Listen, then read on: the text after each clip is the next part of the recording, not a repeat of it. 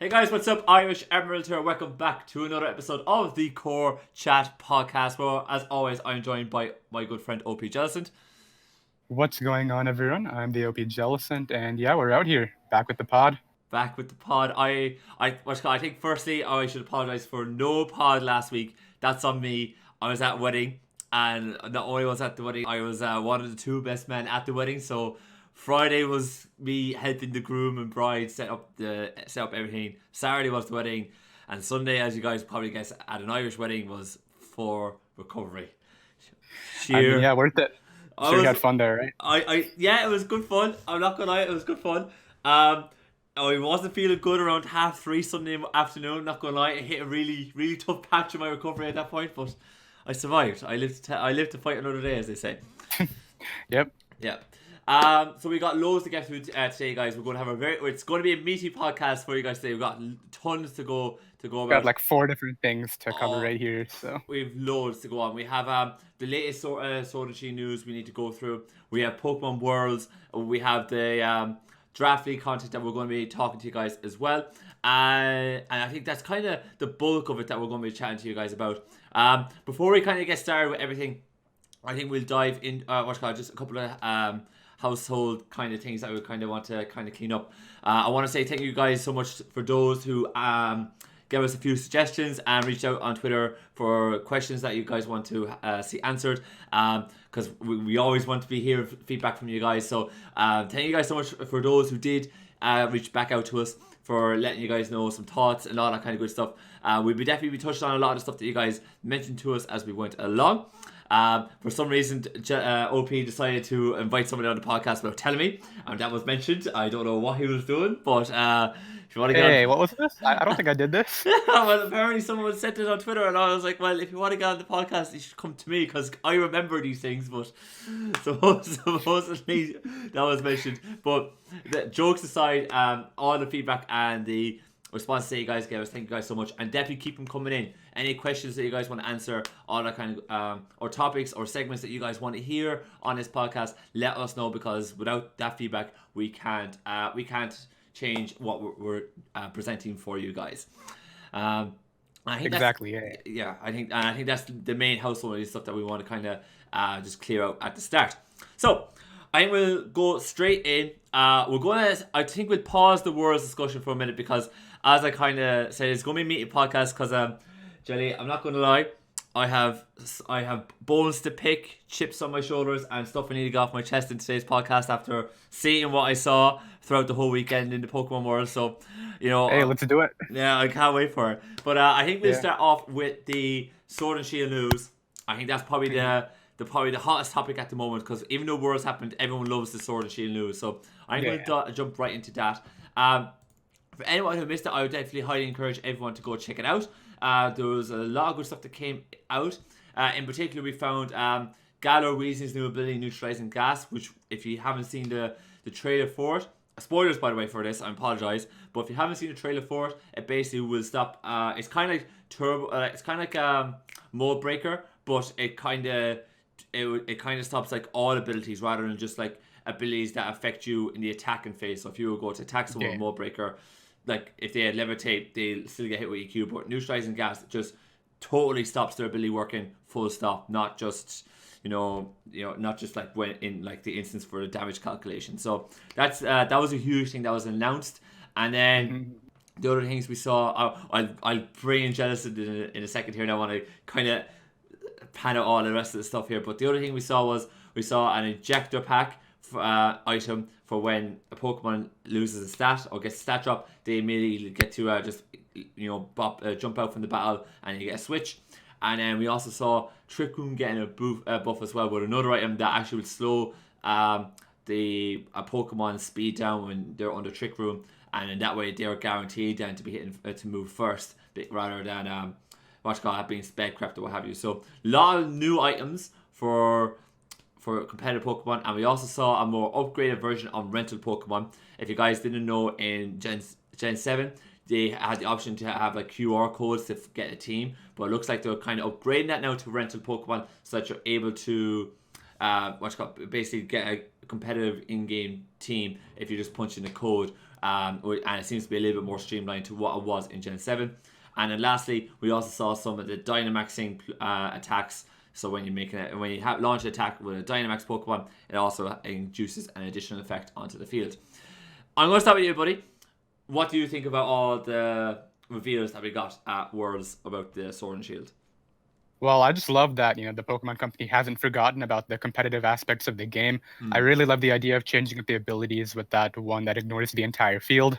Yeah. I'm looking forward to hitting Rotom with Earthquakes. You have no idea. But beyond that, I love the Eject Pack, the new item that switches you out when you take stat drops. I think it'll really help out Pokemon that use moves like Draco Meteor's Superpower, for example. Yeah. Gives you momentum while still firing off that hard hit. And yeah, that's something I'm really looking forward to using. Regarding the Trick Room item, or was it an ability? Do you remember? It's an item. So in the promo, we saw that I can't remember the name of the item. I apologize, folks. But it's an item that if a held Pokemon has it, their speed lowers. So in the promo video, Rhyperior had the item, and Room Service. That's what it was called. Yeah, Room Service. That's correct. Yeah, exactly. And then as soon as Trick Room is launched, their speed drops, and then I don't really see it having viability. Sorry, I didn't mean to cut you off. No, go ahead. Yeah, I just think that all the Pokemon that are going to take advantage of that are already slow enough. I really don't see the point when you could just run something like Iron Ball and just permanently drop your speed by 2 stages instead of running the Room Service. I just think it's a very useless concept, but it's still nice to see that they're taking Trick Room into account. I think where it really comes into full effect is when we see Trick Room in doubles, because you might not always want to have Iron Ball in doubles. That is true, yeah. And I think that's where the real buff is at. Like, Trick Room got a real buff in doubles. Now, probably singles players out there would say, well, Trick Room needed a buff in singles, and that's definitely still the case. But for doubles, I think that's definitely been a huge boom in that you're not forced then to run a really heavy Trick Room team, because you don't have to EV your Pokemon, or you don't have to have 1 or 2 Pokemon that are very slow, so you don't get caught out with Trick Room, or like your speed control. You have another option for speed control, considering that's such a huge aspect to VGC. So I think I was definitely a nice fit for any VGC player out there, or VGC fans. That's a really nice item to get. But for singles, I agree, that's going to be useless, essentially. I love the fact that you can just slap it on a Pokemon in doubles that doesn't get access to Trick Room, but since you have another Pokemon to set it for you, you can still take advantage of it. Yeah. That should be cool to see in the next season. Yeah, exactly. We should be able to, I say we will see that quite regularly at the start of the next new season when Sword and Shield come out. So that should be really, really good. What do you think of the Dynamax and the additional effects? So we knew this was kind of going to be the case for a while, but we saw a little bit more of a tease in it in the trailer that was dropped at Worlds. What did you think of it? Well, I just love that it's temporary. The whole 3 turns thing, I think that's very balanced. I hope it doesn't completely take over the meta, but I think the idea of having that sort of meta shift could be very fun. I don't know. Yeah, those are just my initial thoughts. Yeah, I'm still not sold. I'm not sold on it yet. I think I need to see it played out. I wasn't sold on Z-moves when they were first announced, because I thought it was basically just giving it like essentially every Pokemon a huge attack, but when we actually saw Z-moves fully implemented and integrated into the meta, it was probably the best thing we've seen in years for the meta. So I'm not sold on Dynamaxing just yet, but because of how good Z-moves were, I'm not crapping on it at all. I think it could work, and I'm going to have an open mind towards it and see where it fits in the meta, whether it's going to be good, bad, or just indifferent. Yeah, it's sort of hard to look down upon it when you know it. We still haven't really seen the full mechanic of it. We kind of have to actually play around with it and see how it fits into the meta before we can really judge how it fits. Yeah, I think so. I can understand people being skeptical about it, because everyone was skeptical about Z-moves before, but the recent track record with these new features has been good when it comes to competitive Pokemon. So we'll see. Mega Z-moves. Everybody thought they were going to be overpowered, but they've always been balanced and fit into the meta quite nicely. So yeah. Yeah, no, it was very good. What did you think about rental Pokemon? Rental Pokemon. Well, I don't actually know too many details about this. Do you want to sort of fill me in right here? So if you recall in Gen 7, right, if you kind of registered online, your game ID online, you would have access to be able to take QR codes off online and basically be able to use a rental team online. Oh, I do recall this. Yeah, this is Yeah. like the whole Festival Plaza thing where you Yeah. could rent 3 Pokemon and sort of battle against other teams. That's what you're Exactly. referring to? Yeah, but this is kind of going to be a little bit more. It's going to be kind of something that's a bit more evolved this time around, where you're allowed Yeah. to you're getting a full 6 team, and you don't necessarily have to like sign up. Well, assuming at the moment we don't necessarily have to sign up online for it. Everyone is able to kind of just get 6 rental Pokemon online if they just punch in a code, because there'll be teams available online, and that way you can have a competitive team in your Switch hard copy game available to you. That's the I love the idea idea of behind it. I it. love just the fact that, you can. Well, did they really confirm what sort of Pokemon you can rent? Because if you can rent or at least borrow like other people's Pokemon, I would love the concept of that. I love the fact that they're trying to get more involved with it. I think it was just a very, I would say it went really under the radar in Gen 7. Not many people paid attention to it. So if they can expand it and actually make it something worthwhile, that could be really cool. Yeah, like the big problem with it in Gen 7 was that they only published QR codes for.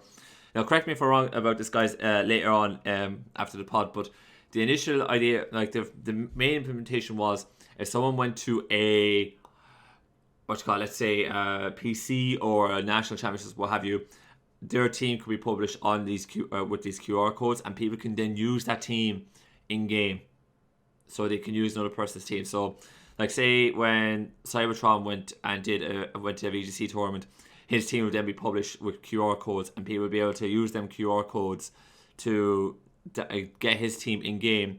Or not, well, it wouldn't be in game, but to be able to use it in the Festival Plaza and battle with it online.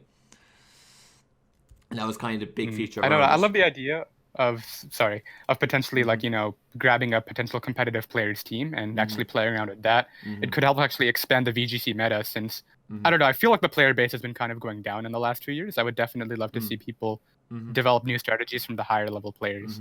I think the big problem I have with this is this was a good idea that was poorly implemented in Gen 7, and I have zero faith that this is going to be implemented to the desire that we all want, right?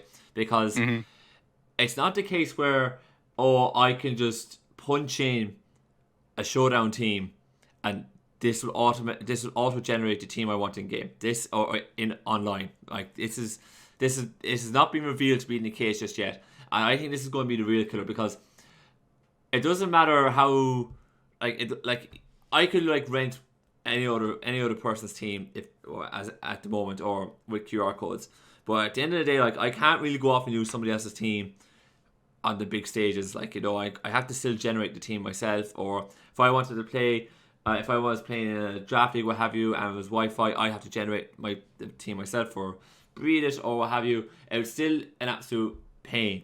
So for me, this rental stuff is I don't see it being able to be anywhere near as powerful as what competitive players really want it to be, and that being, let me just throw a PokePaste or a Showdown team online onto a server and give me a code where I can go onto Sword and Shield, punch that code in, and I'll have that team in my battle box in game, and I can use it. I think that's literally what everyone wants, and I don't think that's going to be the system we're going to get. I think a good few people have kind of overshot what this will be on online and on Twitter, but I don't think it's going to be anywhere near as good as what they're thinking. I think it's going to be an improvement on what we got in Gen 7, but it's not going to be anywhere near up to scratch to what we want as competitive players. That's my thought on it.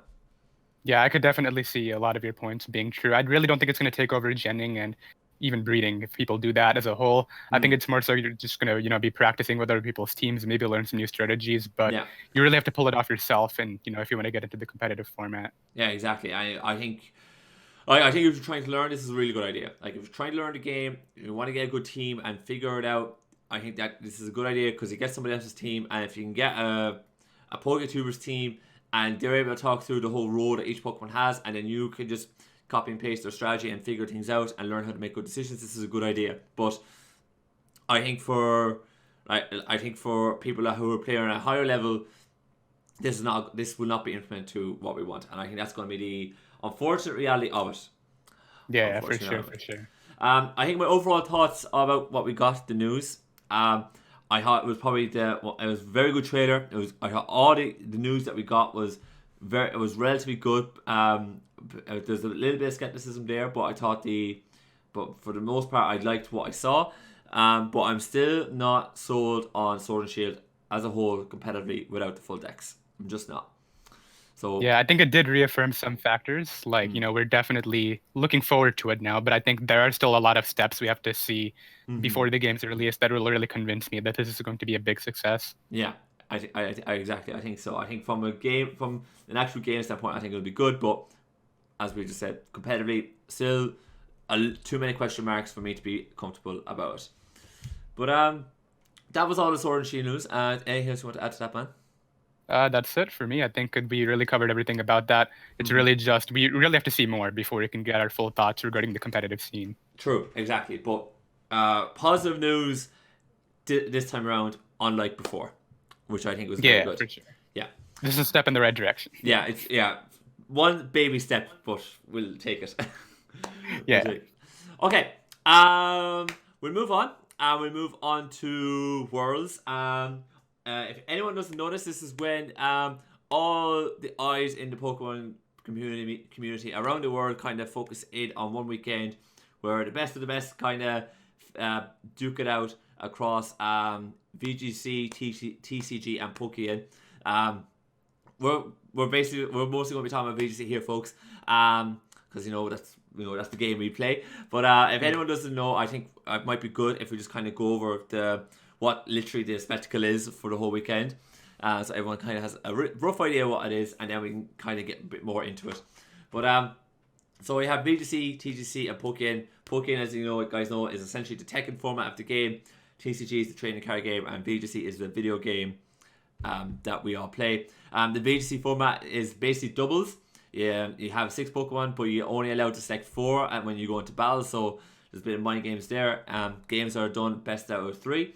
And to get into Worlds, and I think this, Jelly, is something that a lot people who don't compete in VGC, I don't probably appreciate the absolute mass difficulty it is to get into Worlds. Getting into Worlds is a huge achievement. If somebody gets to Worlds, they're an elite level player.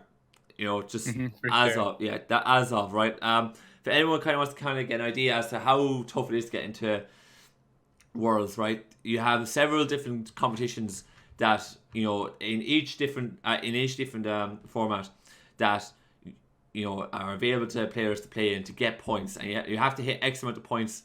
And they're basically award points that you get for finishing in each competition. And you have to hit a certain level threshold. I think 300 is the threshold for Europeans. Yeah. But I think they're called championship points, if I remember correctly. Yep, championship points. And you get championship points based on where you finish in these different events. So you have online events. Then you have events called Premier Challenges, or PCs as we refer to them now throughout this podcast. Then you have your regional events, your national events, and then your kind of I'm going to say continental events, like there's North American Championship, so you have 1 or 2 of those, and then you have your Worlds. But the problem is that you can't qualify for Worlds by just winning every single Premier Challenge event near you.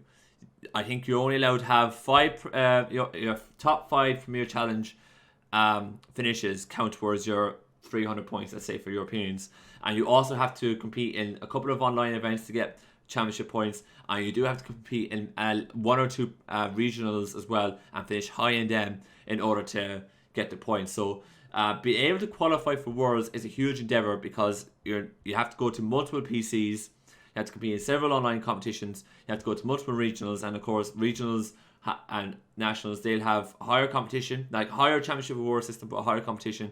So being out and having to travel and prepare and all this kind of stuff for it, it's an extremely hard undertaking. So anyone who gets a Worlds invite, consider them an elite player. They're no joke. They're the cream of the cream. It's an extremely hard endeavor to actually just get to Worlds. So I think that's kind of the basis to how to get to Worlds anyways. That's the pathway to it, I think. Yeah, you need to be so dedicated for sure, especially in a game that involves luck. Just having that forward mindset of still pushing for those championship points takes so much dedication. I don't know if I could do it. Yeah, no, I couldn't do it. Yeah. I tried it once, And after one PC, I was like, yeah, this is for me, guys. This is too much prep. You know, and if it goes wrong on the day, you have to keep going. It's a slog, and then most of the time, like, there's a huge amount of travel involved because regionals will never be at your doorstep. You'd have to hop on a plane, or you have to go on a 4-hour train journey, or something like that. And it's a tough, long, hard undertaking. So someone says they made Worlds, they're an elite player. You know, they're an absolute elite player. So it's very, very difficult to get into. So I'm similar for TCG and Pokemon as well. So it's very, very difficult. So I think now that we set the kind of standard as to what Worlds is, you can't just walk in and compete. It's a hard pathway. Do you want to get into what we thought of the VGC competition, or the casting itself, or the event? Let's talk about the competition first. Yeah, cool, perfect. Why don't you start? Because I'm after having a bit of a spiel there. So why don't you start? Yeah, for sure. So just some of my thoughts on this weekend. First of all, starting off with, Wolfie Glick, the player who probably everybody watches. I was really surprised to see him go out in I think it was day 2 in round number 7. I don't think he made top cut. He won 2016 Worlds, right, where all the primals were allowed, all the legendaries. Yeah. This was kind of a similar meta. We saw lots of Mega Rayquaza, lots of Kyogre Groudon. Yeah. I was just really surprised to see him not flourish in this sort of meta and actually top cut this tournament. It was just really surprising to me. Yeah, that was a bit of a shock. All right, that was definitely a bit of a shock. You know, I would have thought that this would have been up his alleyway. I was definitely expecting him to probably make it to day 3. Now, to be fair, the gap between, like, top cut day 3 and, day 2 is, like, the gap in quality is very slim. There's next to nothing between, making the cut and not making the cut. Like, it could like rolls don't go your way. Like, it's just, it won't happen for you. Like, so it's the what's called the standard of play it's all very close there. There's no real standout. Yeah, one bad game, one bad luck, and your 7-2 could easily turn into a 6-3 day, and then you don't make top cut. That's how easy it is to miss out on the top cut of the tournament. Yeah, imagine you having to go into a tournament and you have to win 7 out of your 9 battles that day to make it to the next day. Yeah, that's insane. Pressure. I don't know how people do it so consistently. Yeah, I'm being able to, and it's like being able to, like, be done one day, go back to the hotel, refresh, go back out again the following day, back to the hotel and again refresh, go back out again for the final day if they've made all those cuts. It's extremely difficult. Actually, the burnout is insane. Yeah, although I'm pretty sure day 3 is literally just the finals. I'm pretty sure day 1 and 2 is, day 1, and then I'm pretty sure day 2 doesn't involve top cut, so top 16, top 8, and top 4 are all played in day number 2 as well, right? I think so. I think so. I think my general thoughts of the competition. We'll dive into the finals in a moment, guys. But I think my general thought of competition was that I got to watch a little bit of day 2 and the finals. But I thought definitely some of the battles I saw on day 2, some of them were absolutely insane. The action back and forth when you watch some of these VGC battles is absolutely at the highest level. It's absolutely insane. Like, it's crazy some of the stuff you get to see, and you always get to see stuff that absolutely surprises you. Like, I think I saw one battle on day 2 where Shedinja was being used. Like, you really? I didn't catch that one. Yeah, I caught that. I think your man who had the Shedinja lost, unfortunately. But he made day 2 with a Shedinja. Like, that's insane. Like, that should not be happening to me. So I thought it was definitely crazy. But like, I think just the fact that there's a huge element of luck in this in Pokemon. It definitely does take away at times from the game, especially when it comes to being a legit esport. And we'll touch on that when we talk about the Masters finals. So if anyone doesn't know, the age categories for Pokemon is juniors, seniors, and masters. Masters being over 18. So it's that's the kind of age category. So if you're wondering why we're talking about seniors and then masters, that's the reason why. So just for anyone wondering. Another thing I found that was really strange before we dive into finals and the casting setup and all that.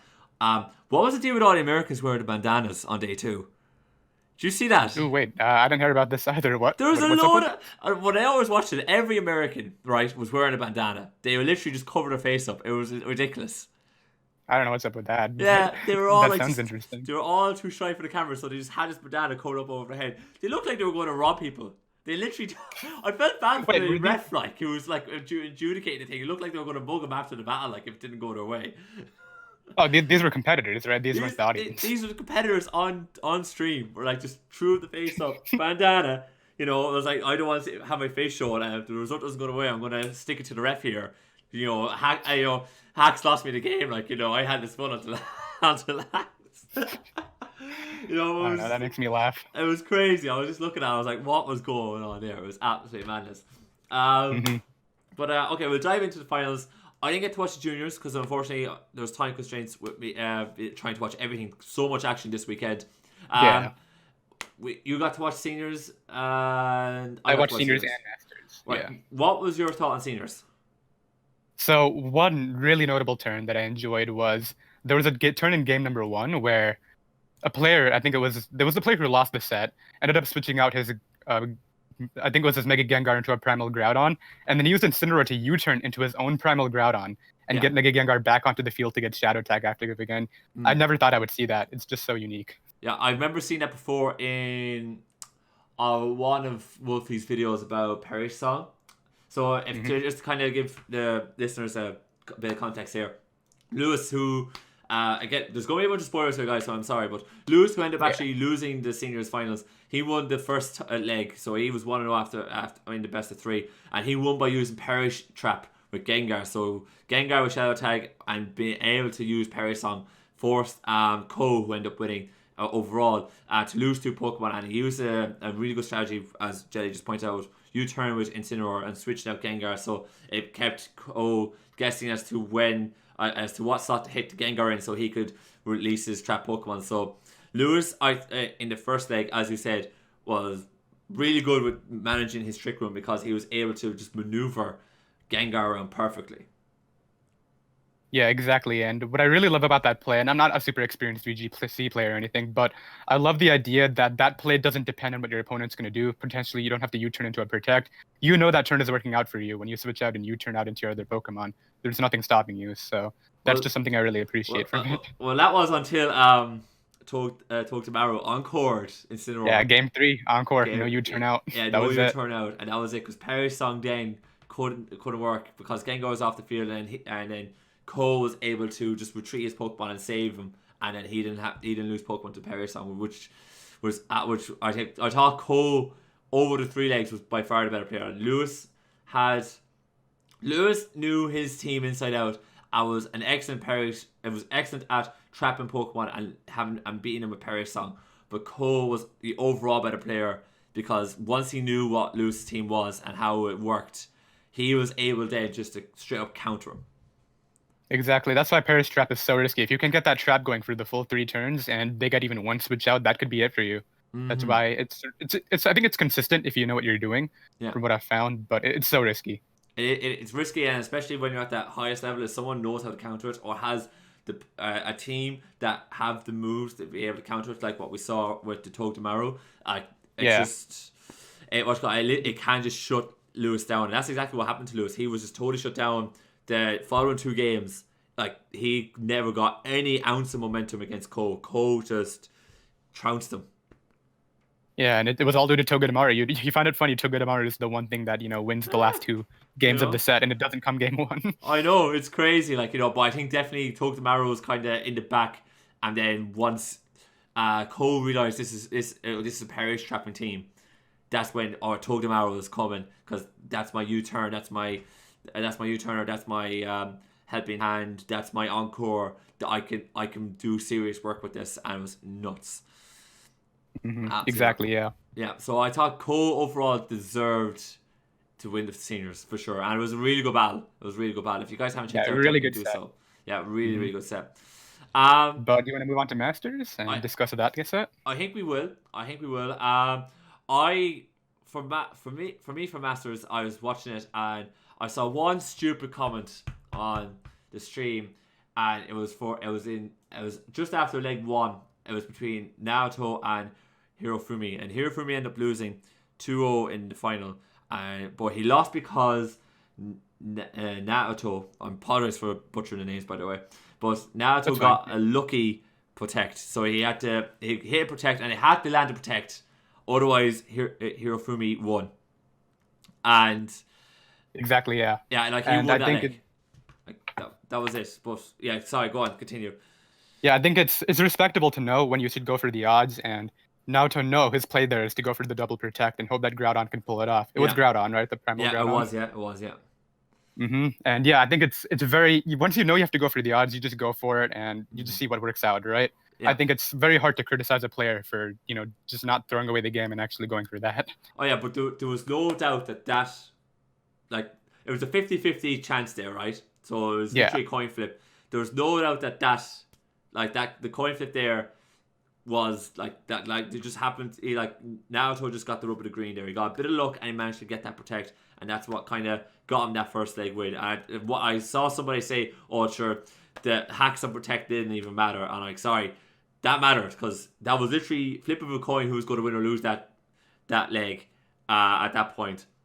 So exactly. I mean, he loses guaranteed if he doesn't get that double protect there, because that Groudon takes the attack and he's in a 2v1 situation. So he has nothing really to lose by going for that double protect that turn. Yeah, he had to go, and it literally was going to be dependent on what happened, and like if he got the protect or if he didn't, and that was it. So that was crazy. And again, that kind of feeds back to the point I made earlier, that every time I watch a VGC tournament, like, the action is action packed. There's some serious plays. There's a load of reads going on. But it's never, ever, ever going to be a major esport, because the fact that protect is a 50-50, right? And it's on every Pokemon in VGC. Yeah, it's ridiculous. Yeah, and it's a coin flip at that point when you go for protect the second time in a row. The fact that that's a coin flip and it's just not like 100% chance, and then you also have your flinches and your paralysis and all that kind of good stuff. But these kind of instances where Hirofumi in that game was the better player throughout the whole of first leg. The whole of first leg. Now Naruto kind of was holding on, but the whole of the first leg, Hirofumi was the better player. But because of a 50-50, he lost. And that was the very unfortunate part of it. And that's where you could definitely argue hacks came in, because he lost to a 50-50 after playing the game and making reads perfectly. And Hirofumi had to Psychic into the Groudon. I don't think Psychic into the Lunala plus the other attack would have actually knocked it out. No. And had he gone for that, he would have still ended up in that 2v1 situation and been down. So it literally came down to a forced coin flip that turn, and both players knew what they had to do. Yeah, and it was just unfortunate. It was really unfortunate for Hirofumi. I felt bad for him as well, because you have essentially no time to compose yourself in these tournaments in between legs. So he literally lost that game. And he couldn't even take he couldn't take a sip of water. He could not take a sip of water before he was back on a 1.5-minute timer to select his Pokemon for the next round. Yeah, you just got to go with it. It happened. You just got to continue playing and see what happens. And the fact, sorry, go on. Yeah, you can't check out after something bad like that happens, unless, of course, you're out of the set. But the fact that there's no breathing time, especially because there's so limited time during the day, you get 30 seconds per turn. You really have to be on it during the entire set. Yeah, but I just felt like Hirofumi was just so harshly done by there. Like, had he just been given a minute to compose himself, I'm sure the second leg would have been way more competitive, because I thought Hirofumi was making serious plays and he was so good in the first leg, but he wasn't even half the player in the second leg, because Naruto was just able to get pressure immediately. And he read Hirofumi like a book for the first 5 turns, and by the time Hirofumi kind of composed himself after losing the first leg, it was kind of already game over, because Naruto was in such a commanding lead in the game. Yeah, that's why luck is even such a bigger factor. It's not just the outcome of what happens with the luck. It's the whole mindset situation too. You're very right there. Yeah, so I felt bad for Hirofumi. It was not easy to see, and he had such a cool team as well, because he was running Umbreon, and Umbreon was doing such amazing work throughout the whole weekend. That was so cool. But I mean, just the fact that Naruto had the one counter Fairy MZ Tapu Fini to just check at both games, that was really tough for him. It was. But to be fair, Hirofumi was constantly forcing Naruto to take Fini out in the first game. He just could never muster the same pressure in the second leg, because his head wasn't there. So it was devastating to see, absolutely devastating to see. But it was a great finals by the two of them, and it was awesome to see a seed 17 and a seed 11 win. as well. Like having such low seeds coming into the final day, being able to push on and get finals, it just showed that the difference between seed 1 and bottom seed at that level is so slim. Like both those players are so high up there, you really can't make a difference between them. Yeah, like it's splitting seed hairs. 16, seed 9. Yeah, splitting hairs. So it's going to be absolutely nuts. So I thought, like on a competitive standpoint, I thought the action was fantastic. Finals was brilliant, and I'm looking forward to seeing what it will be like next year, for sure. Yeah, exactly. For sure. Before we wrap on Worlds, I want to talk about the casting, right? Because this is something I'm always interested in. As a former streamer, I'm always interested in the casting side of it. Okay. So I want to take a look at it. Some years I think Pokemon do a good job, and other years, some years I think Pokemon improve, and other years I think they actually, they actually regress and they don't actually do a good job of it. I thought the presentation on the screen, the transitions in between different scenes where they were cutting to different people was very good, very, very clean. I loved all that. I thought it was fantastic. It definitely looked like they had their act together with making sure of like putting up the different Pokemon up. They definitely had taken ideas of when a Pokemon dies, grey out what Pokemon was shown on the screen. So they definitely had kind of looked at making small adjustments to the layout and all that, and I thought it was very, very good. The commentating on casting though was 80% of the time god awful, if you ask me. It was actually awful. Now I don't know if this is because like roughly around Ireland and the UK, like commentary and punditry on sports is such a huge thing, and I'm pretty sure maybe even wrestling fans could probably agree with this. If you were watching the VGC tournament, at times the casting was just cringeworthy. Like it really, really was pure cringeworthy. I started making a list of some of the points that people were just awful at, right? Okay, so before I start, I want to say Aaron and I can't remember the other guy who was paired with Aaron for the weekend, but they did a good job commentating the finals. Okay, the Masters finals. Yeah, they did a great job commentating the Masters finals. Okay, but your man who was paired with Aaron was god awful outside of that. He was actually atrocious. Aaron was probably was head and shoulders the best caster on the day. Any point he made, he backed it up with good knowledge and literally a good bit of analysis. When he was asked a question, he gave a yes or no, he gave his opinion, and he made a fact as to why he thought that was the case based off what he had seen throughout the circuit, throughout the year, watching him playing VGC. And he's a former world champion as well, so what he says has a lot of merit to it, right? But the guy who was paired with him was actually, it was awful. I was listening to it at one point, right? And he did not agree with what Aaron said. Now, if you don't agree with a bit of analysis, please, for the love of God, just say it. Just tell him straight. I was like, no, I don't think so. Here's why I don't think it. I want to, give me a bit of back and forth. Instead, your man just quivered. He had no backbone to it. He quivered, it was shocking. And he just said, well, I guess we just have to agree to disagree. We've been the best of friends for so many years. This is a line, by the way, he said, folks. This is not something I just made up. He literally said, we've been the best of friends for so many years. Let's not fall out now. That was a line he said. Word for word, that was a line he said at one point in his commentating on day 2. This isn't at the end of day 2, folks. This is at the start, near enough the start of day 2 when he's casting. This is one of the many cringeworthy lines you would have seen from the casters on the day, right? Another thing, right? There was several pairs throughout, okay? There was a second pair that did the seniors, right? The lady who was doing the play-by-play was not quick enough, not sharp enough for what she was doing the play-by-play for, right? And a lot of the time when she did make a statement, it was widely incorrect as to what she was doing. She was unsure of it the whole time. This isn't just at the finals, by the way. This is throughout the whole weekend. She was unsure of what she was trying to say. At one time, she would say the battle was over, and her commentating partner would overwrite her 2 turns later and say the game is still on, and she would then agree after her saying that the match was over, right? So she was making wild assumptions, which was awful. And then the third pairing, right, were I don't know where I could start here. They weren't as bad as the second pairing, but they were bad all the same because I listened to them for 10 minutes and I said, I'm after listening to enough trash now today to, for a lifetime. So, no, thank you. I got sick of the lot of them. Bar Aaron. Aaron was very good. Yeah. So I couldn't listen to the rest of them. The other thing I had a problem with, right? They had post-game analysis, okay? Now, the two of them have just been commentating, because they're all split into pairs. The two of them have just been commentating, okay? Now, they've just gone back and forth.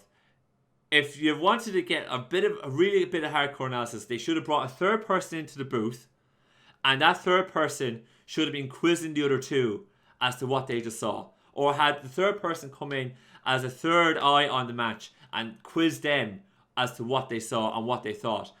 And then that way you would have gotten a fresh opinion, and it would have translated a lot more when they were trying to do a post-match analysis on what they saw on stream, rather than two people going back and forth and they are both agreeing with each other. And if they didn't agree with each other, they were just basically just covered it up. Let's move on quick. We don't want to dive into any disagreements. And I'm like, that's just the worst kind of punditry going. Like, I want drama, okay? The match is over. Exactly. Back up your point. Yeah, back up your point. Like, Aaron was very good. If Aaron didn't agree, he said why, he backed it up, and if no one else was able to back it up against them, they quivered and they just died. Like, some of those casters were as useless as a eunuch in a sex shop. Honest to God, they were atrocious. Absolutely atrocious. Damn. Right? Like, no, please, Pokemon, if you're listening to this, alright, Worlds in London next year. It's a 10-euro flight if I book it early enough for me to get there. Sign me up. I'll do it. I'll be prepared. I'll have my lines drawn up. The whole shebang, right? Just get me involved. It was absolutely awful. And before I finish off... Hey, I'll make Irish... Sorry, yeah. Before I wrap up, right, there was the lady who was doing the interviewing post-game, right, of the winner on stream. Can't recall her name. I couldn't take it out because it never popped up on screen. That was another thing, by the way. Actually, they should have popped up the names on screen whenever they panned out to who was actually there. But the lady who was doing the interviewing, right, there's no way, no how that lady has seen a competitive Pokemon game in her life. Just, there was no chance, right? Some of the questions she was asking, right, she was trying to make an educational or a very smart question, but the way she would pose the question to the player was just, it was an absolute mix-up. She had no clue how to pose a question, an intelligent question to a competitive battler, and it fell off awfully. Now, if all it takes is is for you to be extremely good looking and able to talk, right? There's definitely a good looking female Poketube out there that could easily do that job, that would actually know what they're talking about. Hire them next time. Exactly, yeah. Because this lady, she clearly got some training in presentation and interview skills and all of that, but the knowledge level she had of the game was just not up to scratch, and it was evident. Now, she was nice to look at. Don't get me wrong, but not good enough. So, I think when it comes to casting, they need to improve the roster. And I haven't even got into everything that I did not like about the casting, by the way. I just left stuff behind for the sake of time. But there was a lot of stuff I heard from the casters and I was not a fan of. Not a fan of. They could have been way more... Sorry, no, I'm going to dive into one more point. They could have been... No worries. They could have been way more exciting, right, when they were commentating. So the casters, right, did 3 battles, if I remember correctly. They would do 3 battles, and it wasn't just back-to-back battles. They would do 3 battles, post-match analysis, 10-minute break, match again, right? So they actually had breaks in between their casting. Can you imagine as a streamer having a 10-minute break in between your commentating? You'd be loving life. Give me a sip of water, quick bite to eat, off we go again. Easy. Don't lose my audience. Fantastic, right? Right, and the fact that they could not throw in a bit of excitement, a bit of character, into their commentating at times, bar the finals. That's the reason why the Masters finals, I would say, did a great job on, because you can tell the excitement was there. They were back and forth. The man who was doing the play-by-play for the Masters did a good job doing the play-by-play. He let Aaron do the analysis because he has the credentials to do it. They were fantastic. But where was that day 1, day 2? Wasn't there, right? It was hopeless. Yeah, exactly. Okay, and the other 2 broadcasting booths were nowhere near the same level. And I think if you go for future competitions, right, this needs to be looked at. Like, if you're going to want to improve some aspect of it, I change who you're casting, right? We had Shady Penguin there a couple of years ago. I know he stepped away because he didn't like what Nintendo had asked him, or the Pokemon Company had asked him to do on his YouTube channel by taking down all the ROM hacks, and he didn't want to do it. Yeah. But there was there was a character who had his own personality, who was able to pose his personality on his commentating when he was doing it, when he was interviewing people. You can tell he loved every single aspect of it. Get people in like that who know how to talk to people, who love this game, who have a little bit of knowledge about it, and who have shown that they're a successful person in front of a camera, in front of a microphone, and are able to get their ideas across. Exactly. Yeah. I'm just gonna give my thoughts on this super quickly, since it's kind of covered a lot right here. But I think what makes really good casting is just get casters who are actually invested in what they're talking about. Shady Penguin, before he went onto this, the stage to go ahead and cast, he actually, collabed with a couple of VGC players. I think it was Wolf and Aaron, and got to know the VGC meta before he actually covered the games. And I think if you actually want to cover a play-by-play with a well thought out analysis, you really need to know what you're talking about and actually have a successful argument, or whether you disagree or not with your other caster right there. I think that's very vital, and you really need to be able to just develop a good connection and make sure you guys are actually getting your points across, instead of just stating facts and just not backing them out at all. It's called research, believe it or not. Exactly. Yeah. Basics, like know what you're talking about. Yeah. All the pros do it. All the pros do it. Do a bit of research, and I'm pretty sure any pro wrestling fan, or if you watch pro wrestling as a kid, you will know that the commentary booth was all about having a bit of character and a bit of personality to the whole thing and telling a story. If you can't even do a bit of personality into what's in front of you, you're at nothing. Even if you watch a sports game, it's simple stuff. There's a lot of people out there who'll be willing to do it and are able to do it better.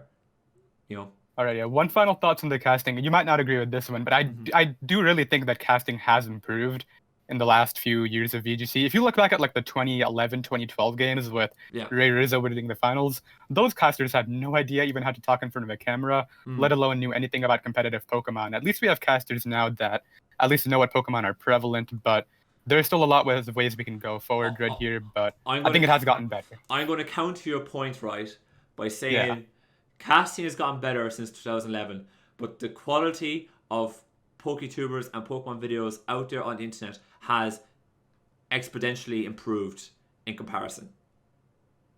That's very true as well, yeah. And you can find higher quality competitive content than the official Pokemon company anywhere else on YouTube. I can definitely agree with that point, but I still definitely think that it has gotten better. I don't think it's anywhere near as atrocious as it was back then. Maybe that's just me. It's better, but because of because the improvement you've seen on YouTube by other people and not the Pokemon company, like the Pokemon company seeding should be at that level or above it. I would say above it, because it's their official company who can actually pay a wage. So I think they should be above that. So because they're well below the par that a really good YouTuber is able to do, then that for me, it means that they need to be called out. Like, they have Aaron, and you should keep Aaron because Aaron's fantastic. But everyone else on that casting roster, I would say could be I'd be giving them the P60 or whatever form you do or in your country that fires them. I'd be giving them the sack in the morning, guys. They were just whatever, I think one great thing to do would actually be, after a player is eliminated, if they're willing to, get them on the casting station and actually have them commentate some games. I think that's a great way to get experienced, eyes on the game and actually get good commentary. That would be really cool. It would have been very good again, Wolfie, once he was eliminated, to do one or two. And imagine Wolfie and Aaron casting together. That would be so cool to watch. Just the back and forth thoughts and such a good analysis. It would have been very, very good. Or even if you put Aaron with one or the other casting pairs that were atrocious, that would have been a good idea. But anyways, as I said, Pokemon, if you're looking for somebody, €10 flight, if I book it cheaply enough or early enough, I can do it. I won't be then here on the Monday, constantly criticizing your casting. It'd be fine.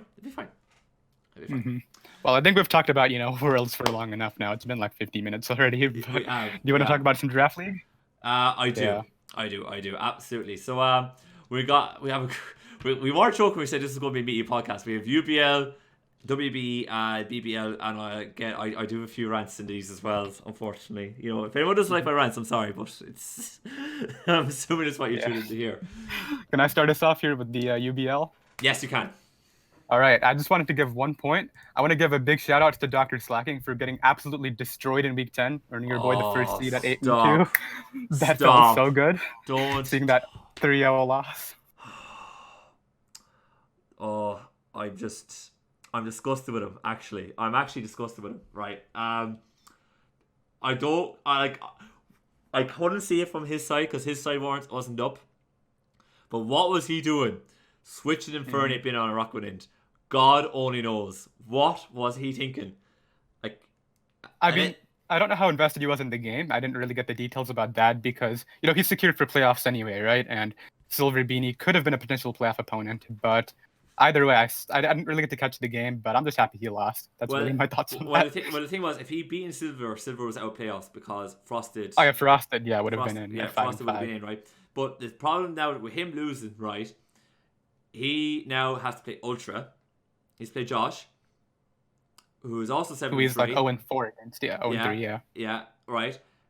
Whereas had he won, he would have been second, or he could have eclipsed you for first, right? Depending on how the results went, and he would have been playing either. Now, granted, Frost is not an easy match, but she's had a bad season, but she's not an easy matchup.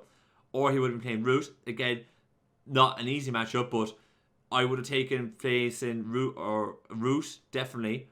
No, sorry, Root. But I would have taken facing Root over Josh, who you've never beaten before. Exactly, yeah. That's for sure true. And if he had gone a bit worse, he could have played Goldora, and Goldora is a very top tier battler as well. So, and now granted, no one in playoffs is a bad battler, but I was just like, and Otto was looking to sneak into playoffs as well. Had Silver lost and Frosted lost, Otto would have made playoffs. And roughly around the 8th seed. So you could end up playing Otto as well. I felt like he just kind of threw himself in it, and he's got a worse matchup against a coach who's got a good record, and it was a dumb decision for what he did. I don't understand why. I'm like... Like, if he went all out right there, he would have been in such a better spot. He would have been facing Frosted in round 1, which I think that's still better than facing Ultra Player round 1 in his situation. Well, you would have been playing Root, and you would have been playing Frosted, I think. Oh yeah, because he would have taken over my first seed, so he would have been yeah. So he would have played Frosted. I'm like, Frost is not an easy matchup. What's up with that? Yeah, Frost is not a matchup with that, but I'm upset with that. Because I watched this game because I knew this game had big playoff implications, because I knew either Slacking was going to get first or he was going to get drop down a little bit, and I knew Silver needed to win to get playoffs. I was watching from Silver's side, right? This is one of my rants, guys, so bear with me. I was watching from Silver's side. Again, also another point on this game. This is like a local derby, because you don't often see two British coaches go out. So this is a fairly local derby. So the fact that Slacking just let that go, I thought he imploded. I even have it on my notes. He imploded on himself with that Infernape. Don't know what he was thinking there. My problem with it was that I'm going to Silver, I'm sorry about this, nobody, but I'm going to have to level some serious criticism at you here. Silver, throughout the game, made some very questionable decisions on his side. I thought the whole match, bar Slacking totally imploding and bringing Infernape in on a Rockwood end, he was behind the whole game. And I didn't like the level of prep he did. For example, he said he did mocks at the start of the game, and he was very wary of Whimsicott setting up Tailwind. That's totally understandable. Good job doing your prep, doing a few mocks, seeing what's the problem, where the problem areas are. Great, but he didn't know that Scarf Diggersby outsped Mega Minetric. So what prep was he doing then? If he doesn't get the speed tiers, he hasn't done his prep then. He hasn't done the prep that's expected at this level to know that these are speed tiers. I need something to potentially outspeed Scarf Diggersby. Oh, my Mega Minetric should be able to do it. Oh, wait a minute, no, it doesn't. That's what makes you lose games at this level. So I thought the prep wasn't there, and he was saying he was making plays, I couldn't tell you he was making that many plays.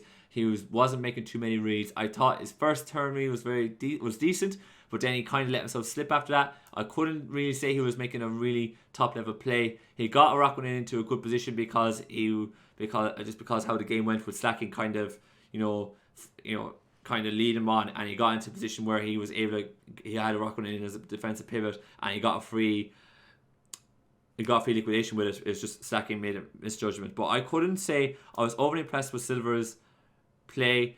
And honestly, what the big problem for me is that I haven't seen him improve in the last 3 years as a battler. I couldn't tell you that he's actually improved himself. I couldn't say he's got better prep, or he's making better in-game decisions, or he's become a better drafter. I think from top to bottom, I don't think he's improved as a player, and that would be my biggest, harshest criticism against him.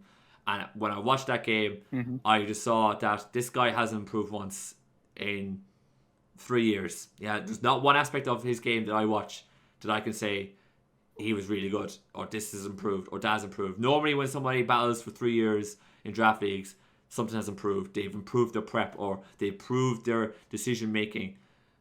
It wasn't there with Silver. I haven't seen any improvement, or they improved their drafting. I haven't seen any improvement with Silver. So exactly, I think it is cool to see him in the playoffs. I definitely think that I don't know. I've heard a lot of mixed opinions regarding Silver, but I think, is this his first playoff run? Do you know anything about that? In the UBL, it is, yeah. Yeah, okay. I definitely think that's going to be cool to see, but I also think that after 3 years of playing, you'd think that you would get somewhere regarding, getting more consistent. But I guess, hey, you never know. I was very disappointed, and I just was watching it, and I just said to myself, this, it's not really good enough. It's not really good enough in my opinion. So I kind of, I know you could throw that criticism at everybody, but I just felt that when you do mocks, you should know your speed tiers. You should be knowing all this. This should be on point. If you're making that effort, make the full effort. Don't half-ass it. And I'm assuming, based on what you're saying right here, you're trying to get across the point that it didn't really feel like Silver outplayed his opponent. It just felt like his opponent messed up more than he actually played well. Totally. I think Slacking totally messed up against Silver, and he threw the game by making that mistake. And I don't know what was going through his head. I haven't been able to see his side about it, but that mistake, and he had, Fernet was able to hit 5 of Silver's team, 5 members of that team. And actually, one more point as well on Silver's play. He never once acknowledged the fact that Palo Sand was such a big problem for his team. And it was only because, Slacking misplayed so badly around Araquanid that it didn't become an issue. But he never once acknowledged the fact that Palo Sand is a potential problem for my team, because he allowed Tapu Fini to get worn down quickly. Really, really quickly. By making... he made one return 1, but he made a very bad return 2, and by allowing these Pokemon to get worn down, by his Fini getting worn down. Now he still had Araquanid, but allowing Fini to get worn down, he was allowing Palossand to become more of an issue, because he had nothing bar Araquanid to break through Palossand. He had absolutely nothing. So the fact that he never acknowledged the fact that I need to preserve this Pokemon throughout the game, because this is a Pokemon that's going to be an issue down the line if we don't have something to beat it. I'm just, I just look at it, I'm like, Slacking, he messed up, and we went through how this has bad implications for him in the playoffs, but Silver, for me, I just haven't seen any improvement from him in the last 3 years, and it's very disappointing. We'll see. I mean, now I feel pressured, because I don't know if, we've talked about this yet, but he's my round 1 opponent. Yeah. I got to beat him. You got to beat him now, buddy. You got to beat him now. No pressure. I can't be talking like this and then, lose to him. That would be kind of whack. Well, it's a good job that I'm doing all the talking on him, and you're just like, yeah, whatever, Irish, I can't say anything here, but I can't say here. I mean, I obviously don't know as much as you, but if I do lose, I'll just, use the excuse that I played at 6 a.m. to, get over my loss. That's how it works, right? There you go. I played 6 a.m. What do you expect, guys? I didn't have my coffee, I didn't have my breakfast, I didn't have my nutrients. Can't do anything. That's the trick. You need to create excuses when you're expecting. I'm not expecting to lose, but that's it. Yeah, that's it. Did you watch any other games, or did you pass on a few of them? Let me actually quickly pull up the website. I didn't Vepsis battle CJ in week number 10 and get 6-0 or something like that? I think so, but I passed on it because I was... Yeah, like CJ was out and Vepsis CJ was gone. Vepsis knew he couldn't get... Well, barring a major slip-up from you and... from you and Slacking, he wasn't going to get a top seed, and no one was going to eclipse his diff. So I kind of had that as a dead rubber. I didn't really bother to watch it. I watched it Frosted versus Diet. Because I knew I didn't catch that one, but that's a potential playoff opponent versus somebody who was locked. How did that go? It was a game which I looked at, and I saw, and I thought that both coaches just weren't fully invested in it. I thought Frosted didn't play at her absolute maximum, and she didn't need to beat Diet, and Diet didn't play anywhere near the skill I thought he would have had, considering he's got a 7-3 record, which confirms that yes, when he took over my team, he took over a god team because it's carried him. Exactly. Yes. Because one instance he clicks SD, he forces Frosted out with Lando T. He clicks SD, Frosted brings in Donphan. Donphan has Sturdy and Ice Shard, right? Potential Ice Shard threat. What is he doing? Staying in on Donphan with a Lando T. And he goes to the move, brings Donphan down to 1%, breaks a Sturdy. What? And Donphan and Lando T ends up going down at the end of it through that exchange. What was he thinking? I just don't You have a massive threat here. This Lando T checks, Frosted and Incineroar, so much on her team. Is able to come in on a Zapdos, once he's got the hidden power, a bunch of different stuff. Checks the Kartana that she has on her roster. I'm just don't get it. And there was a lot of questionable plays on Diets, and I was a bit meh. I thought the two of them just seemed very disinterested, and Frosted picked up the very easy 3-0 without having to play anywhere near at her maximum, and it was a bit unfortunate that she didn't make playoffs, to be honest, because I thought she would have given either yourself or Slacking a good run for their money, or Vepsis, because she battled Vepsis at the start of the season, and she really troubled Vepsis. So I thought she would, if she snuck in at 8 seed or low seed, she would have given the top tier teams a really good push. Exactly. I mean, she did still finish quite nicely. I'm pretty sure she was 5-5, but her difference was +9 or something really high, right? Yeah. So she did do well. It was a load of teams finished 5-5. 3 teams finished 5-5, and 3 teams finished 6-4. So very competitive, tight league. But I watched that and I kind of felt like I wasted my time, to be honest. I mean, I don't blame you. Yeah, when you see a play I think that's one of the biggest faults with players who are trying to get better. Even if a Pokemon can do well in a certain situation, if you know that you need it for later in the game for something else, just switch it out. Don't get tempted to attack with it right there. Yeah, don't. Just preserve it. And kind of pick your moment again later. That comes with experience. That comes with experience, trial and error, and reviewing your own battles. But we have a quick look at the. Actually, we have we have a quick look. We have a few questions for Vepsis regarding the UBL. Thanks again, Vepsis, for your questions. Before we do it, before we dive into Vepsis questions, we'll have a look at the playoff matchups. Bar yours, Jelly, because we know it's you versus Silver, and I think after my rant, we know who we think is going to win that one. So we might pass. We might pass there on going too much into that one. We have Vepsis versus Root. In one word, who do you think wins that? I think Vepsis has it right here. He's just been so consistent. 27 differential on a 7-3 record is just insane. I don't see Root taking that down. Yeah, no, I totally agree. I think Root's a good batter, but Vepsis is just we've seen so consistent and at a whole other level. I think he takes that W. After that, we have Diet and Goldoa. Who do you think wins that? Well, I think Diet has been more consistent this season. I haven't really followed a lot of Goldoa's battles, so I don't know how a lot of them have went. But just looking through Goldoa's schedule, I think a lot of his wins have been against weaker opponents, whereas Diet has taken down quite a few actually top-tier threats. So I really see that. I really see Diet winning this one. Yeah, that's a tough one now. I kind of slightly fancy. Yeah, I kind of do fancy Diet, because he has a god team that I was handed to him. So that's my excuse.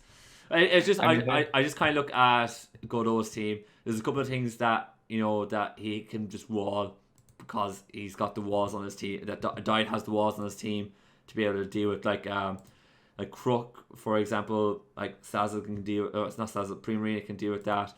Skarmory, he has a Jolteon. Slowbro he has a Jolteon. Heracross, Lando T can check that.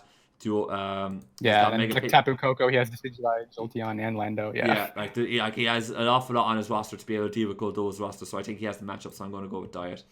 And then, lastly, Slacking or Josh. I'm going to give it to Josh, mostly just because of the past track record. That's really all I can go off of right here. I know that they have had this matchup once this season, and Dr. Slacking got absolutely bodied, like 4-0 or something. So I just see a result like that coming out again. Yeah, I agree. I think it's going to be Josh. I know we're kind of crapping on Slacking here today, but I think it's Josh because Bar Road and Wash, he's got nothing for Celesteela. That's like even Fizz that Celesteela is just going to give Dr. Slacking a really hard time. Like Infernape can't really. I mean, it could break through it, but Josh does have response. Well, it could break through it, right? And what's crazy is Infernape's not a Z captain on Slacking's team, which I find a bit odd. But anyways, Infernape can't break through it, but it can't switch into it. That's the problem. So, and if Infernape does come in, there's a Tentacruel that can wall it. There's a Misprit that can wall it. So there's a couple of things that that Josh has that can wall that Infernape, which is going to be a must bring for me. And then after that, I just don't see anything on Slacking's team that can break through a Celesteela and do an awful lot of work. And yeah, I think we're going to have to see some unique way for Dr. Slacking to break through that, whether it's like bluffing a Scout with Diggersby, maybe Swords dancing up as the Celesteela comes in and then threatens it out with like a +2 Fire Punch or Thunder Punch. Yeah. Maybe something like a Fire MZ Salamence with a special set. Yeah. That could be really cool as well. Yeah. But he really has to think out of the box to break through that thing. He can't just let it sit there. Yeah. Now he can't do it because we see him do it against Vepsis and brought Vepsis very close despite a really bad matchup. So he can't do it. But just based off the matchup and the fact that, Josh, Ultra Player, has beaten him before multiple times, I'm going to go with Josh as well. So that's right. I think we pretty much agreed on everything, right? All four. Yeah, unfortunately. So well, at least we said that the one lower seeded team was going to beat the higher seeded team. So that's not too bad. Ultra versus Doc. Yeah. Okay, we asked a few questions from Vepsis since we're at the start of the playoffs. Jelly, who's your favorite? Bar yourself, no. Yeah, of course, not myself. Yeah, bar yourself. I'm actually gonna give it to Vepsis. I would love to see him win it just because of the whole build up to this. He made it to D-League finals and ended up losing to really unfortunate circumstances. I would love to see him come back and actually pull through. Yeah, that's really who I would give it to. Yeah, I think Vepsis. Other than you, I think it's between you and Vepsis. I actually hope it is you and Vepsis in the finals. I think that'd be a cracker of a battle. I wouldn't be able to call it. I think it'd be ultra close between the two of you guys. I don't see anyone that can beat either of you in the playoffs. Because we know Slacking's matchup against Vepsis isn't good, and I haven't seen enough from Diet to be able to really convince me. Goldoa could make a run if he can beat Diet despite the poor matchup. Because he could go on a run, you never know, because he's such a good battler. But I think the top two seeds for me, because based off what they've done this season, and the quality of coaches that they are, I think they will be the top two favorites, and I wouldn't be able to call it between them two. Yeah. I would really love to face Vepsis in the finals. I would not mind, as much as I want to win, I would not mind losing that. As weird as that sounds to say. Yeah. But it'd be really cool. You'd be going out on your shield, because you would have battled a top tier battle, so it's not too bad. Yeah, and we already had one great game this season where I did get a bit lucky, I will admit, but it was really good. It was really, really good. Which matchup are you excited for? Round 1, which would be your one to watch? I'm definitely going to keep a close eye out for Vepsis and Root. I really want to see what Vepsis can pull off and whether Root can actually pull up and actually take that Titan down. That'll be really interesting. Yeah, I'm curious about Slacking and Josh. I'm really curious as to how them two are going to do. I want to see that battle. Yeah. So that's going to be my favorite. And before we wrap up the UBL discussion, Jelly, your biggest surprise and biggest disappointment in UBL during the regular season? I'm really surprised CJ did not make playoffs. 3-7 was not what I was expecting. I've seen him do well in every league I've been with him in, GBA D League. I know he ended up, falling back at the end, but he started off like 2-0 or 3-0, and I'm 0-2 against him. So I really expected him to be up there, being the reigning champion, and he just didn't pull off. I think that goes without question. CJ being a major disappointment this season. It was a very poor title defense, it has to be said. So I'm a little bit stunned by that. I think I'm slightly disappointed that I didn't see Frosted or Auto or Hera make playoffs. I would have thought that they would have definitely edged silver in playoffs, but I think that's only a minor disappointment compared to the fact that CJ was 3-7 after just winning the last season. So that was a huge shock to me. I think that's the major disappointment. What was the biggest probably positive surprise, I'd say, rather than disappointment? Well, of course, my seeding in the playoffs. I'm definitely kind of happy about that. That's not a surprise. That's not a surprise, though. That was going to happen. That was a foregone conclusion, man. But yeah, but it's still something that I'm, proud of. I definitely can't deny that. But I'm just happy about how, I'm not facing my Week 10 opponent in round 1 again. That was something I was not looking forward to. Battling Root and his Clefable Necrozma thing again. I didn't want to deal with that. So that's something I was really surprised when, Dr. Slacking lost to Silver Beanie. I was really expecting to battle Root round 1, but in these circumstances, I'm actually not. So that's just something I'm surprised about, but at the same time, very happy with. I think from a positive surprise on my side, I'm glad to see both Slacking and Vepsis make playoffs. Because they were both like OG coaches that we had asked to come in this season, and we knew Vepsis' pedigree from his past accomplishments and how dominant he was in the D League. So I was delighted to see that he backed that up, and I was delighted to see that when we brought Slacking in, as I was at the time I was part of that decision, and I'm glad that when we had seen a few of his APA Academy battles, that we were like, actually, this guy deserves a chance with us. That not only did he come in and had a good season, but he had a very, very good season, up bar one or two bad matches that we've properly got in on criticizing him for, particularly this last battle. So I think the fact that he's had such a good season has been a big positive. Probably a bit overshadowed by Vepsis because Vepsis was so good. But I think big positive for me is seeing them two coaches come in and doing so well this season. I'm very happy to see that. Yeah, I can definitely agree with that one. I'm looking forward to seeing, ideally not knocking me out of the playoff race, but I'm looking forward to seeing what they can do. Yeah, that would be nice. Yeah. Okay, so we wrap up the UBL there. So I know, guys, we said it, but we did warn this is going to be a meaty podcast. So we'll try and keep this. We'll try and finish up in the next 20 minutes, I'd say. But let's try and go into the WBE at the moment. Yeah. Let's at least cover a few things, see what we can get through. Yeah, exactly. We go through a few things and see what we end up coming up with. At the time of recording, not all the Week 10 battles are up. There's a good few that got late because of Worlds and what have you. So there was only a handful that we managed to watch. Do you want to kick things off here, buddy? Yeah, sure. I think before we hop into Week 10 matchups, I know you wanted to talk about Wolf versus John for Week 9, right? That's something I remember. I did. I wanted to talk about this.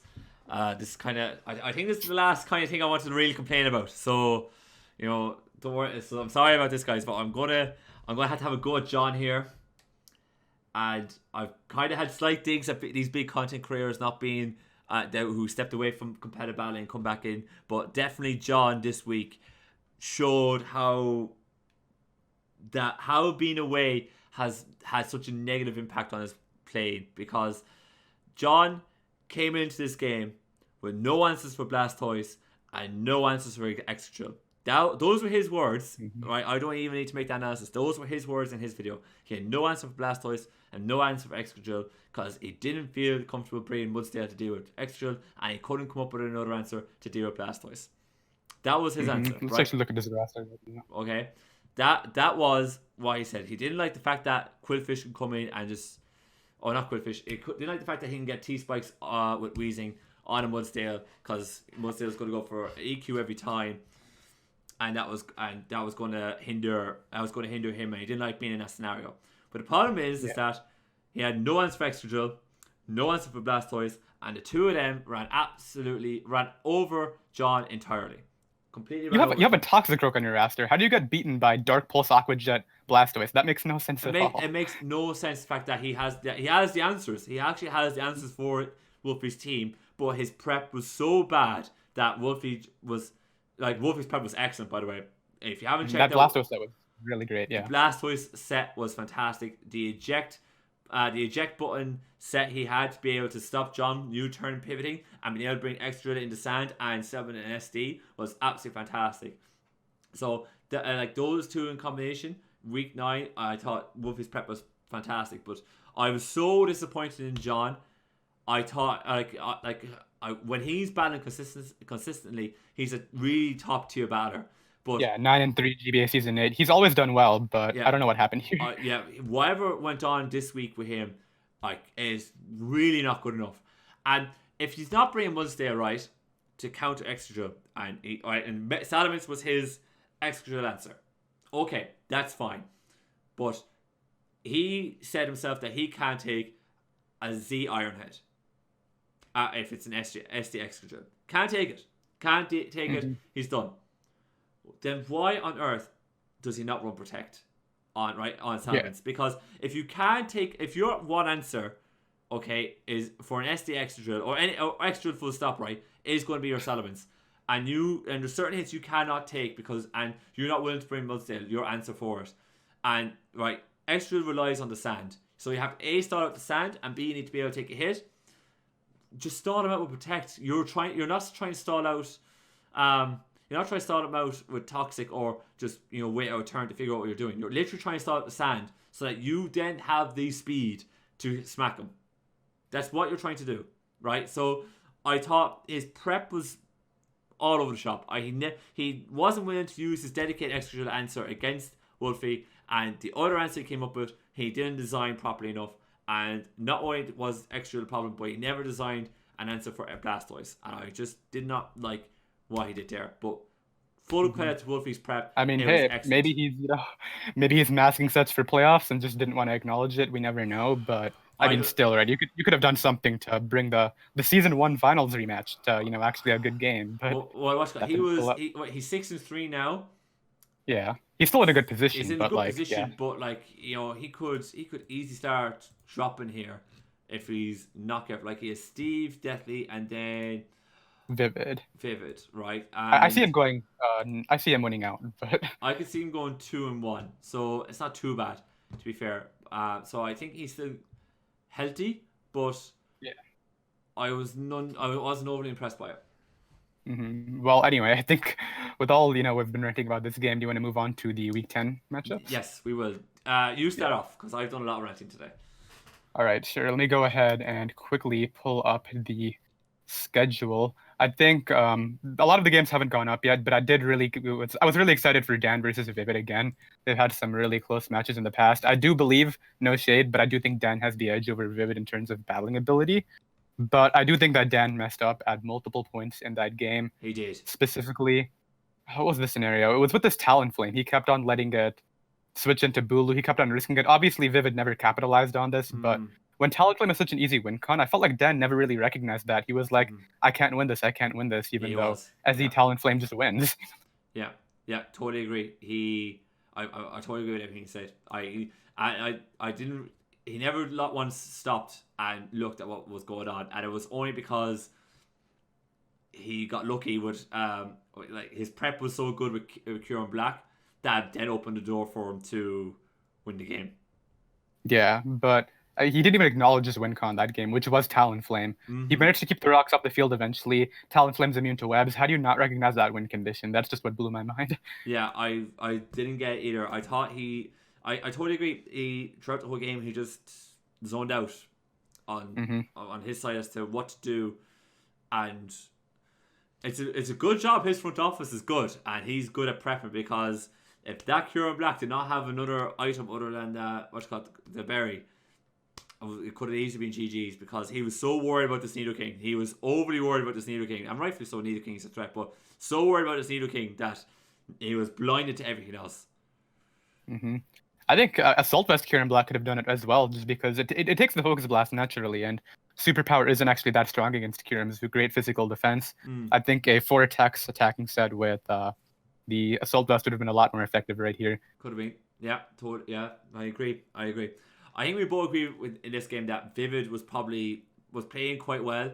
Probably didn't capitalize on Talonflame switching in a lot. Now, I think partly that's maybe because Bulu may not have been designed to hit Talonflame. I don't think he had the moveset to be able to hit him, because he was Hornleech, Leech Seed, Substitute Taunt. Yeah, so there's not much. He's not hitting Hornleech. He's not going to hit Talonflame too much with the Hornleech, and you have to, if you're assuming Talonflame's is Gale wins over Flame Body, then maybe. But if it's if it's not, it's a tricky one. Exactly. Yeah. I don't know. It just felt like a really weak performance on both sides. Obviously, Dan's great prep did manage to clinch it out, but I think he had many other options to that game that he just didn't recognize. Yeah, I agree.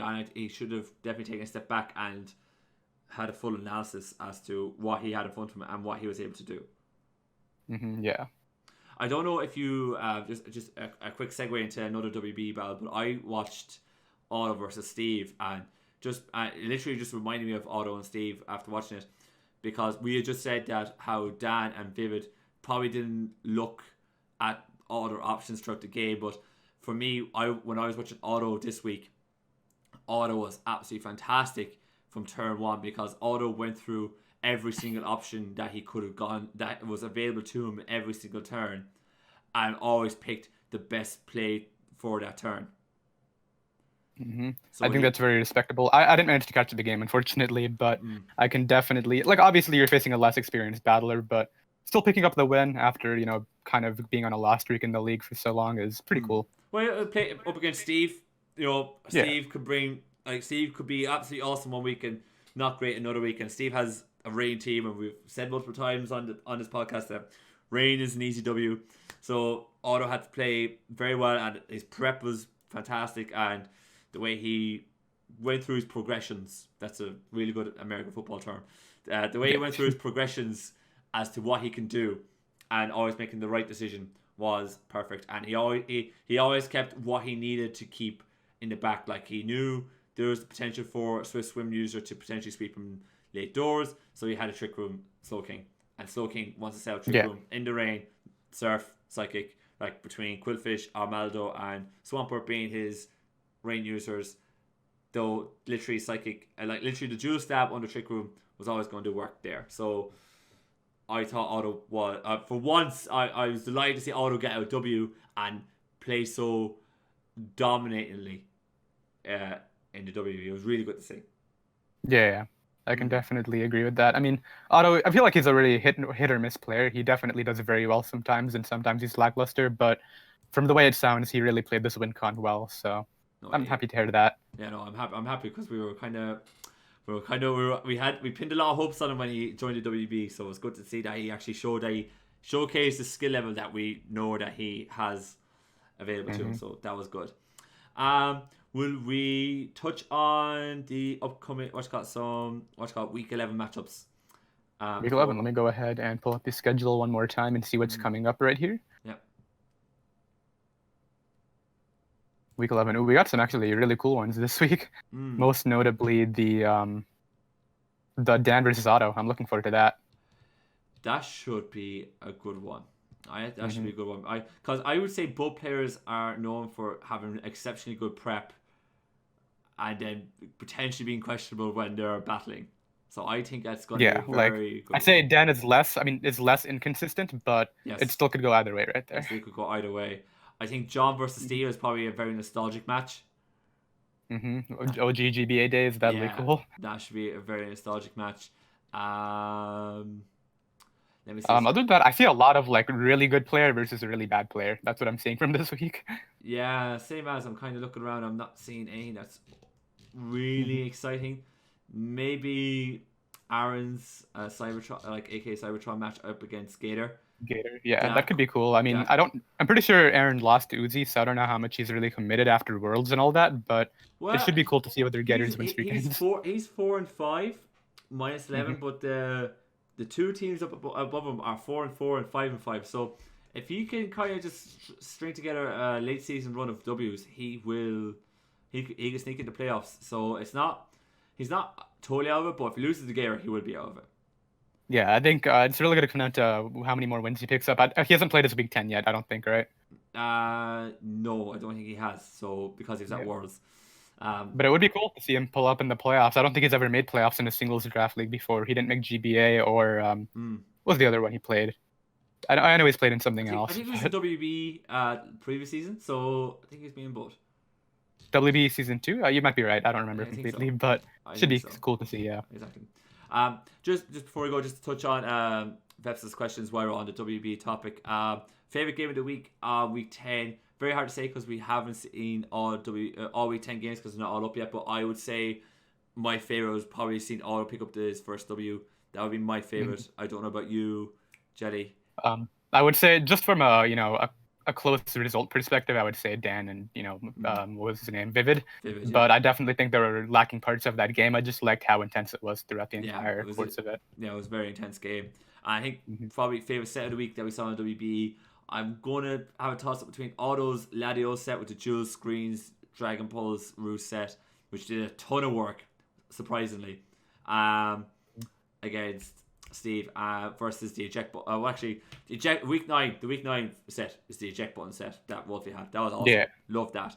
So I think that's mine. Don't know about you, buddy. I mean, yeah, obviously I would give it to the Blastoise set as well, but if we're strictly talking week number 10 right here, I love Taunt Tapu Bulu plus Sticky Webs. That was a really smart bring. Putting enough speed in Tapu Bulu to outspeed any variant of Skarm, and then running Taunt to make sure you get to keep those webs up. That was really smart. Yeah, I like that. Yeah, I totally agree. That was just the way that all played together and strung together. You're dead right. That was beautiful. Right, before we wrap up, we're going to have a quick 5-minute discussion about the BBL. Before we wrap up. We'll do it really quickly.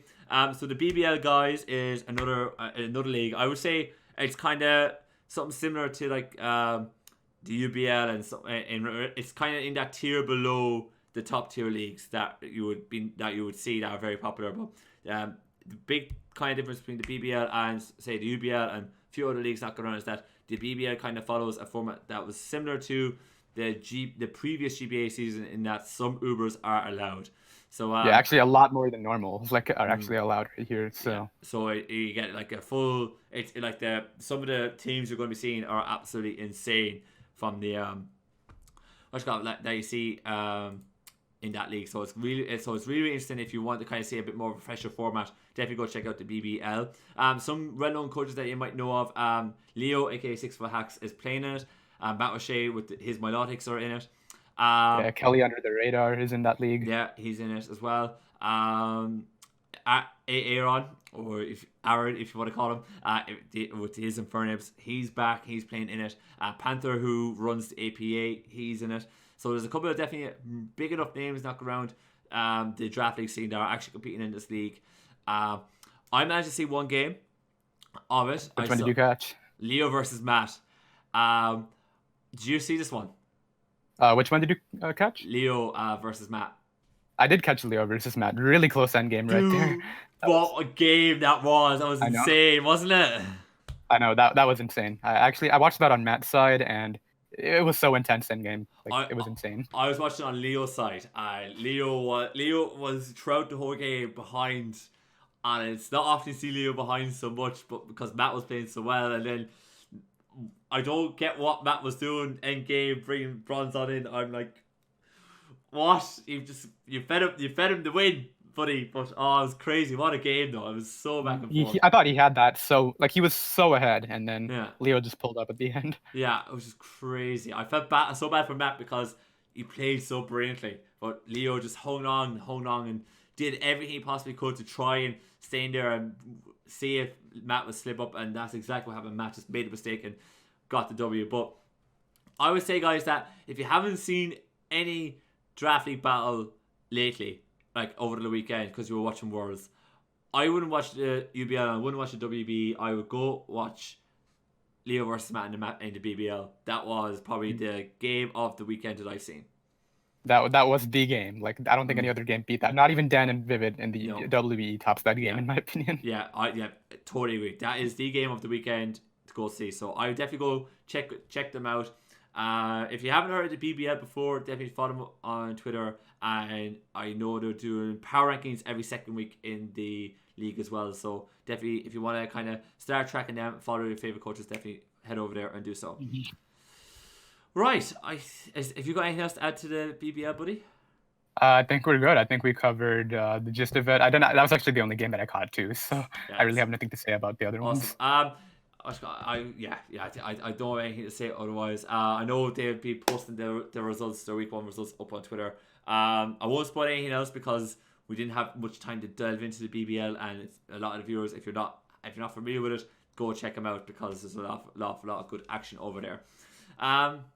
I think that's it for today. We did say it was going to be a meaty podcast, and it was. We had lots to talk about. Yeah, for sure.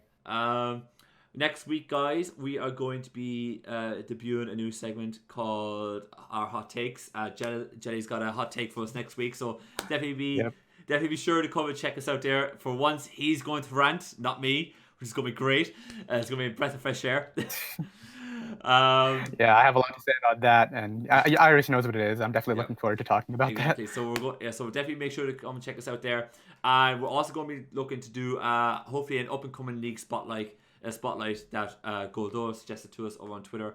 That's going to take a few weeks for us to probably set up and do, because we have to. It's not just us being able to spotlight just a league that just any old league that we want to research a good league that we want to recommend to you guys and say that this coach is worth checking out on YouTube. This coach is worth having a look at. Go have a look at this. So we wanted to make sure we have enough research done for these segments before that segment before we go do anything. So if you have any suggestions for what we should look at, let Jelly and myself know on Twitter at IrishEmerald, at OPJellicent, at OPJellicent.